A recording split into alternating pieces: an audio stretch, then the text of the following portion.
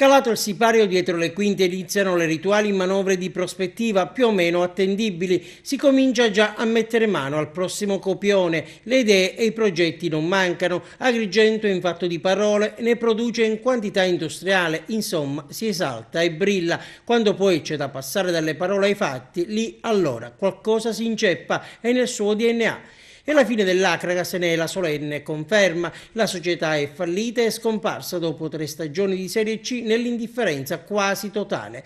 Oggi, con grande disinvoltura, si torna a parlare di futuro, sottovalutando il presente che è stato appena ucciso e sepolto. Ripartire rischia di essere il ritornello di questa nuova estate agrigentina. L'assessore di Palazzo dei Giganti Amico, in anteprima sulla nostra emittente, ha annunciato l'ipotesi di avvio di un nuovo progetto, di costituire una nuova società per ricominciare dall'eccellenza o dalla promozione.